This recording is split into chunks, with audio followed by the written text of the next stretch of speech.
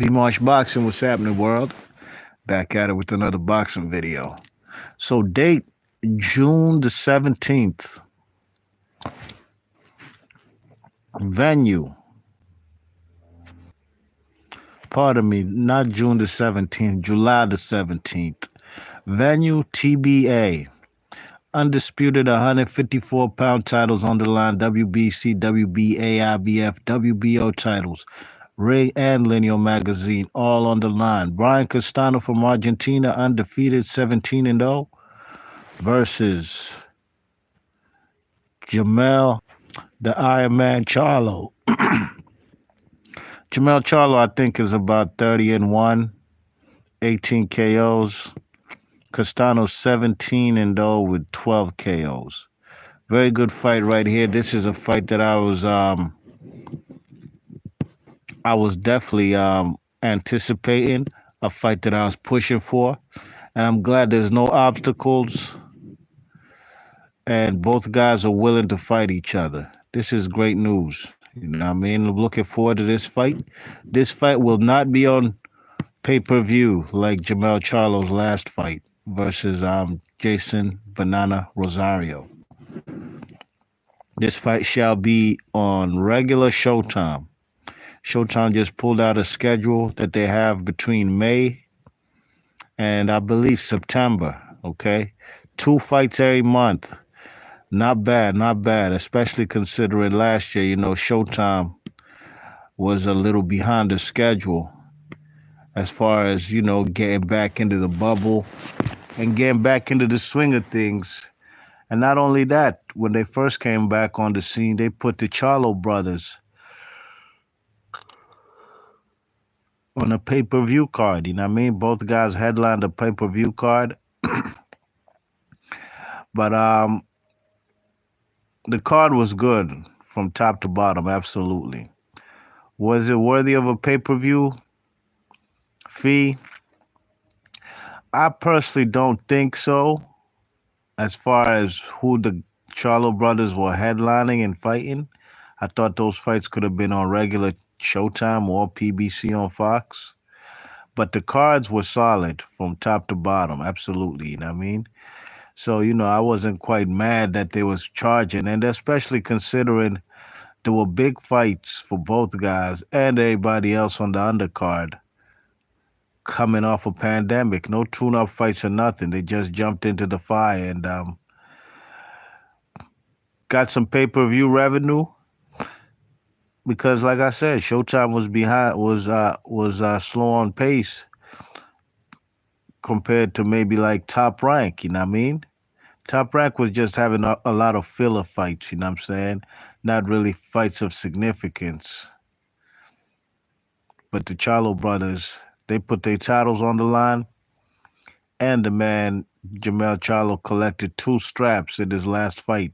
Coming in with his only strap, the WBC, he collected a WBA and IBF to have 3 world titles. So it was all worth it in the long run for the Jermell Charlo, who Jermell Charlo, I believe, has stopped 7 of his last 9 opponents ever since he got with Derrick James, Errol Spence trainer in Dallas.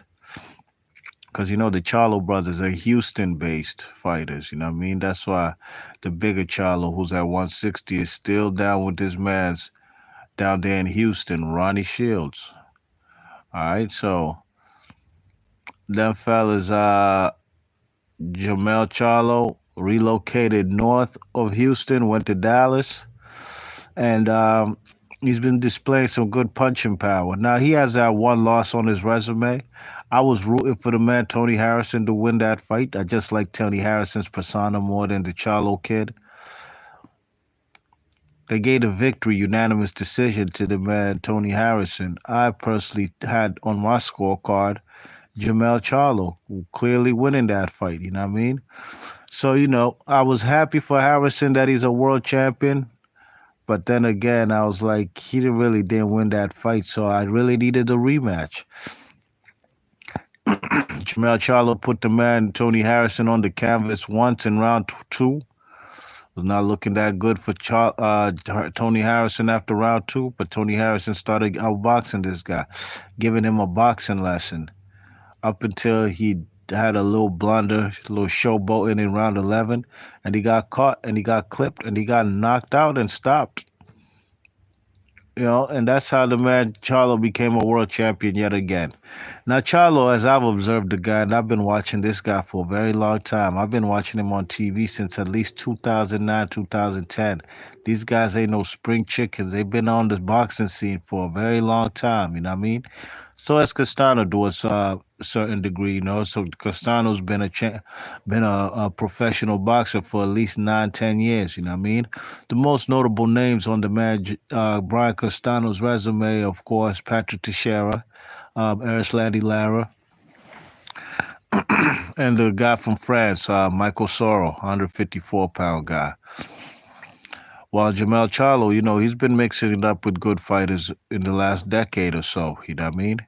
But what I noticed about Jermell Charlo, what's his kryptonite, a style that gives him all sorts of trouble, is a pure boxer, you know what I mean? A pure boxer, straight up and down, boxing behind the jab, using intelligence, ring generalship, gives the man Jermell Charlo all sorts of problems, you know what I'm saying?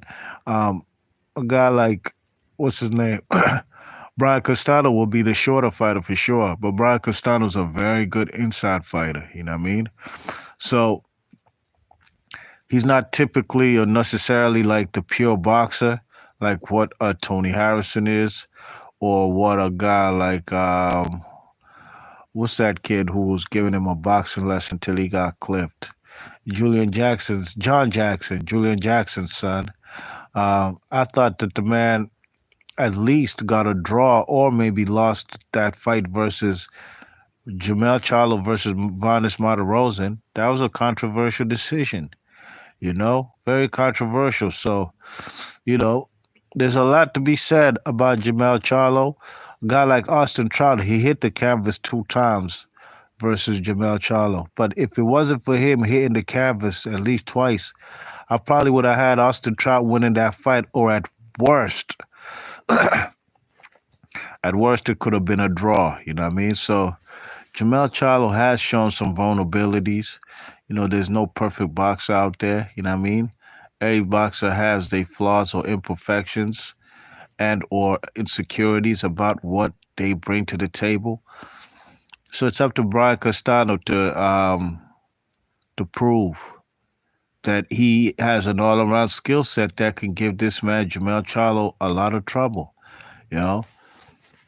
On paper, I'm pretty sure, and resume-wise, and just off a name, people are going to favor Jermell Charlo to win this fight. But Brian Castano is undefeated, never tasted defeat. He got a draw versus Landy Lara. I thought Lara won that fight, to be honest, you know what I mean? But I wasn't mad at a draw. But the man, Brian Castano, might be the shorter fighter, but his inside skill technique is vicious. And I think this guy, if he can smother the man, Jermell Charlo's power, you know what I'm saying? Jermell Charlo can punch long or short, you know what I'm saying?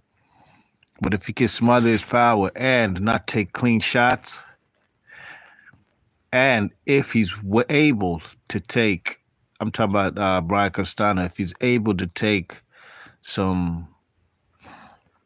the power of Jermell Charlo, his newfound power. And when I say newfound power, I'm not accusing him of anything. He probably just tightened up his technique when he got with the man Derrick James over there in Dallas, and has better punch placement, you know what I mean?